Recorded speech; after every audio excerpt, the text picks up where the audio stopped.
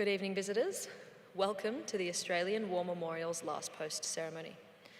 My name is Michaela Kerrison, and joining us today from the Australian Army is Warrant Officer Class 1 Virginia Morris. We warmly welcome Mr. Alex McGowan, representing the Naval Association of Australia. We also welcome the veterans who have served, those that are still serving, and the families that love and support them. The live stream of this ceremony is made possible by the Returned and Services League of Australia and the RSL and Services Clubs Association. We welcome members who are watching the broadcast of this ceremony across Australia. During this evening's ceremony, wreaths will be laid at the base of the Pool of Reflection by visitors to the memorial and students on behalf of Jones Hill State School, Jones Hill, Queensland. If you are able, please stand and join in singing the national anthem.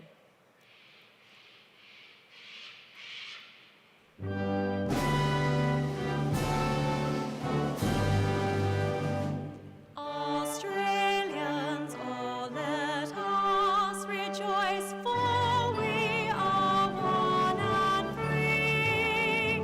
We've golden soil and wealth for toil. Our home is got by sea.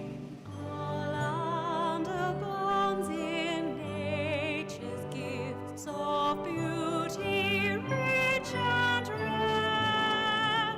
In history's page, let every stage advance Australia fair. In joyful strains, then let us sing, advance Australia fair.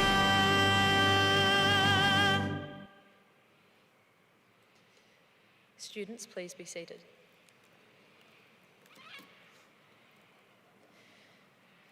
The Australian War Memorial was the vision of Charles Bean, Australia's First World War official historian. Bean landed with the Australian troops on Gallipoli and stayed with them at the front through to the end of the war. The idea of this national memorial and museum came to him at Pozières, France, in the depths of the bloody fighting of 1916. Bean's idea was that this would be a place where families and friends could mourn loved ones buried in faraway places. It would also be a place that could help all Australians understand what these men and women had endured and what they had done for us. Bean's vision, to which we remain true, is best expressed as inscribed in the entrance to the memorial's galleries. Here is their spirit in the heart of the land they loved, and here we guard the record which they themselves made. Tonight we will read the story behind just one of those on the Roll of Honour, which lists the names of more than 103,000 men and women who gave their lives for us in war and on operations for more than a century.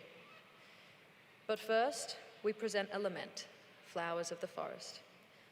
Wreaths or floral tributes will now be laid at the base of the Pool of Reflection.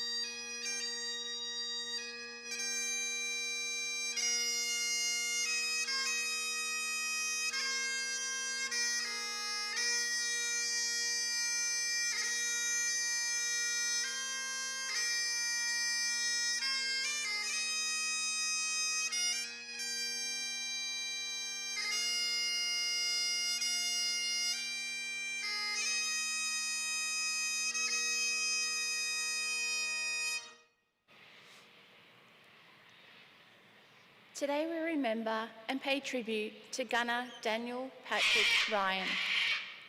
Daniel Ryan was born in Bendigo, Victoria on the 7th of April 1918 to Daniel and Ivy Ryan.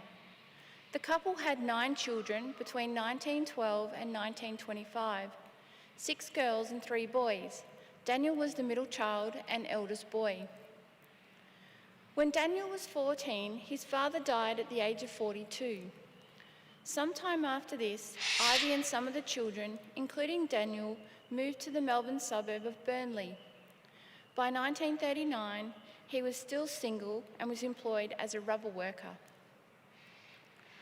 Ryan enlisted in the Australian Imperial Force on the 21st of June 1940. By August, he had been posted to the 3rd Light Anti-Aircraft Regiment at Werribee. On the 29th of December, the unit embarked for overseas service aboard the ocean liner, now troop, Mauritiana. At Colombo, they were transshipped to HMNT Devonshire. Sailing through the Suez Canal, the ship disembarked the men at Haifa in Palestine on the 31st of January 1941. The 3rd Light Anti-Aircraft Regiment was initially stationed near Gaza. On the 5th of February, they were visited by Prime Minister Menzies. Sergeant Hugh Hill said that after being made to stand for 2 hours along the road, the boys were wild. Next day, one of the regiment's 3 batteries, the 8th, was sent to Tobruk to aid in the besieged garrison defence. Later in February, Daniel was caught absent without leave, his second offence. For being absent only 24 hours, he was fined a whole month's pay and had to serve 28 days in custody at the detention barracks. He was released on the 19th of March. In early April, as the Allied Expeditionary Force arrived in Greece, the remainder of the 3rd Light Anti-Aircraft Regiment set out for Amarua in Egypt. There, the regimental headquarters would remain, along with the 9th Battery.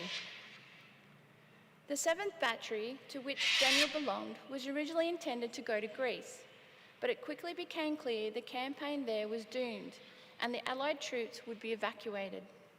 The 7th would therefore go to the island of Crete.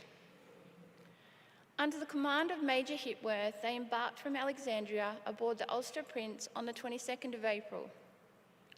Arriving 2 days later, amid the chaos of troops evacuated from Greece, the battery was initially positioned near the main town of Chainara.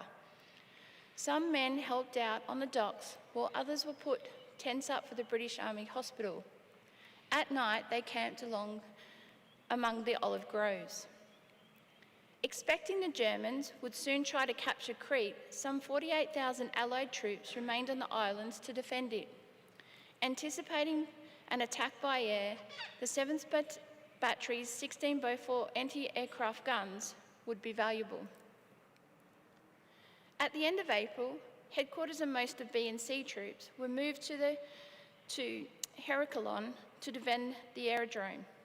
On the 4th of May, A Troop was repositioned to defend Malamai Airfield, just west of Charnayar. Gunner Daniel Ryan was with them. Soon Luftwaffe attacks began. The bombing was strafing increased over the next few weeks until the morning of the 20th of May, when all hell broke loose. Beginning just at 7 a.m, each anti-aircraft gun was attacked by multiple dive bombers. Then came the gliders and paratroops on board them. Landing to the west of Travanitis River, the enemy glider troops immediately sought cover in the dry riverbed. The mission was to seize control of the bridge, then capture the Malamai airfield to bring in many more troops. The attackers were from the elite German Airborne Assault Regiment. They had already suffered heavy casualties, but Major Braun and Overland von Blessen rallied a group of survivors for the assault. A fierce battle took place as they stormed the positions held by the New Zealand infantrymen. The Germans were only a few yards away, hurling grenades into the main trench near the Beaufort guns. The Australian anti-aircraft gunners, including Daniel, joined their fellow Anzacs and fought it out, but they were soon overwhelmed. The position was taken and all but one were killed. Among the dead was Daniel Ryan. With the aircraft field captured, Crete was lost, and once more the Allied survivors were evacuated by the end of May. The 7th Battery had suffered heavily. Only 71 men got away. Nearly 200 had become casualties, 50 dead, the rest in hiding on Crete or taken prisoner. Daniel's body was never recovered from the battlefield, so he's commemorated on the memorial at the Phaleron War Cemetery in Athens. He was 23 years old. His name is also listed on the Roll of Honour on my left, among almost 40,000 Australians who died while serving during the Second World War. His photograph is displayed today by the Pool of Reflection. This is but one of many stories of service and sacrifice that are told here at the Australian War Memorial.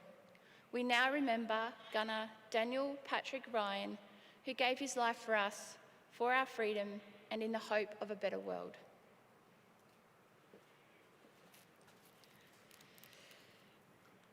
Please stand for the reading of the Ode and the sounding of the last post.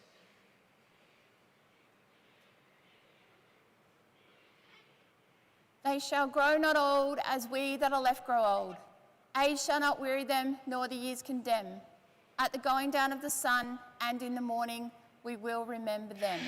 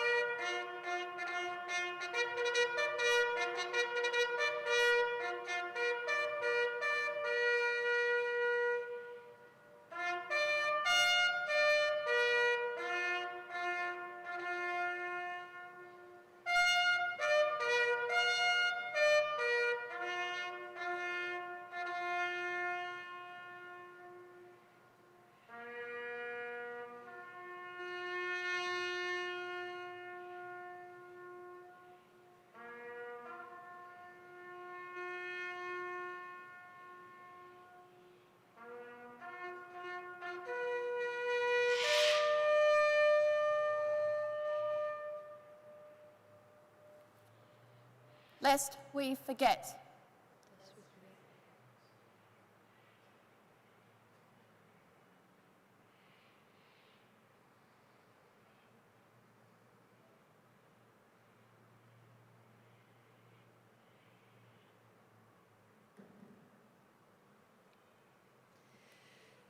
We leave you this evening with the words of the memorial's founder, Charles Bean. Many a man lying out there at Pozières or in the low scrub at Gallipoli, with his poor, tired senses barely working through the fever of his brain, has thought in his last moments, well, it's over. But in Australia, they will be proud of this.